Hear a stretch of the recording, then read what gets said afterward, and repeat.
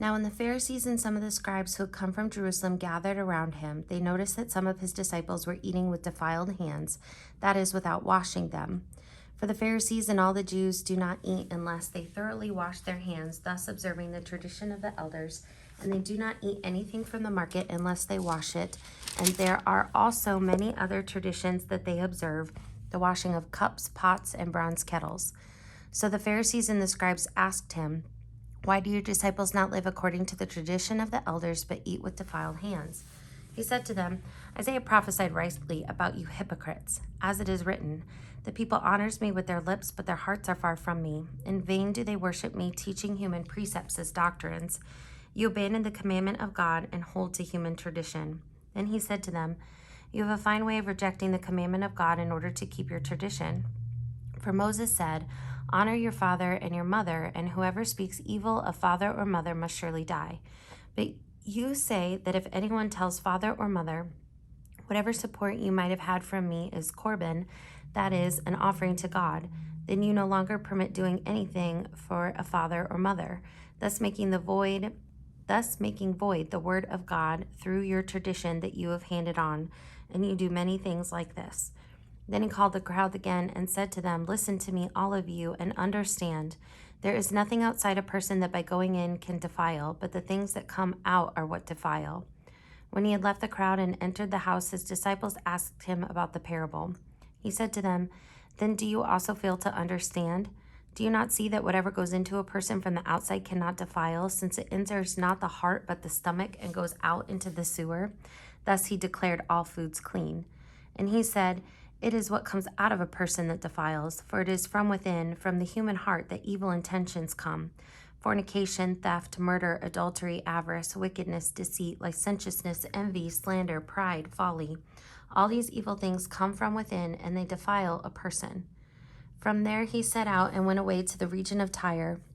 He entered a house and did not want anyone to know he was there, yet he could not escape notice. But a woman whose little daughter had an unclean spirit immediately heard about him, and she came and bowed down at his feet.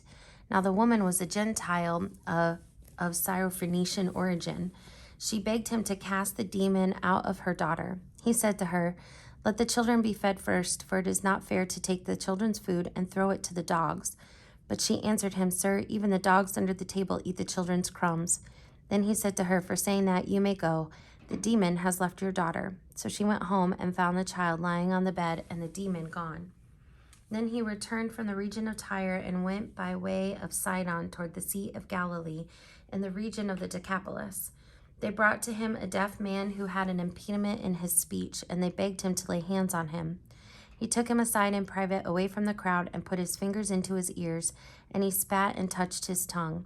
Then he looked up to heaven, he sighed and said to him, "Ephphatha," that is, "be opened." And immediately his ears were opened, his tongue was released, and he spoke plainly. Then Jesus ordered them to tell no one, but the more he ordered them, the more zealously they proclaimed it. They were astounded beyond measure, saying, "He has done everything well. He even makes the deaf to hear and the mute to speak." In those days, when there was again a great crowd without anything to eat, he called his disciples and said to them, "I have compassion for the crowd, because they have been with me now for 3 days and have nothing to eat. If I send them away hungry to their homes, they will faint on the way, and some of them have come from a great distance." His disciples replied, "How can one feed these people with bread here in the desert?" He said to them, "How many loaves do you have?" They said, 7. Then he ordered the crowd to sit down on the ground, and he took the 7 loaves, and after giving thanks, he broke them and gave them to his disciples to distribute, and they distributed them to the crowd.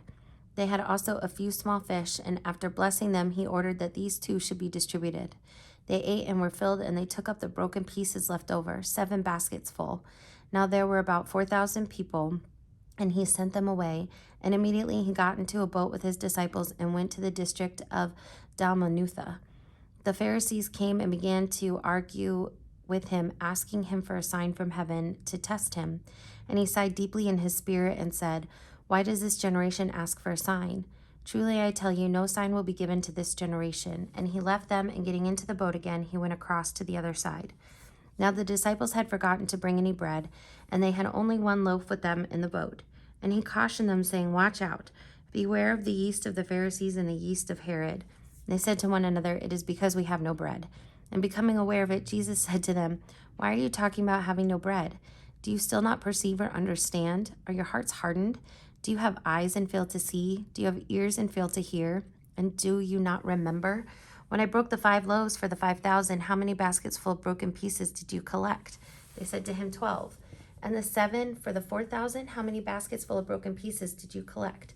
They said to him, 7. Then he said to them, "Do you not yet understand?" Then they came to Bethsaida.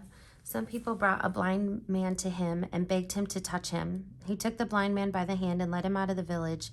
And when he had put saliva on his eyes and laid hands on him, he asked him, "Can you see anything?" And the man looked up and said, "I can see people, but they look like trees walking." Then Jesus laid his hand on his eyes again, and he looked intently, and his sight was restored, and he saw everything clearly. Then he sent him away to his home, saying, "Do not even go into the village."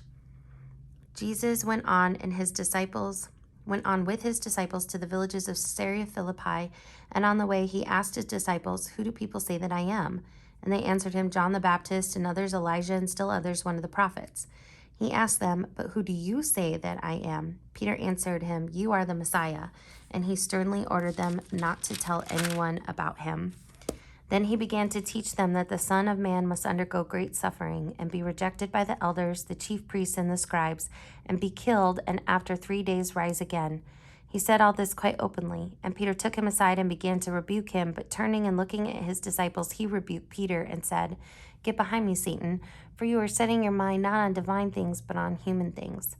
He called the crowd with his disciples and said to them, "If any want to become my followers, let them deny themselves and take up their cross and follow me. For those who want to save their life will lose it, and those who lose their life for my sake and for the sake of the gospel will save it. For what will it profit them to gain the whole world and forfeit their life? Indeed, what can they give in return for their life? Those who are ashamed of me and of my words in this adulterous and sinful generation, of them the Son of Man will also be ashamed when he comes in the glory of his Father with the holy angels."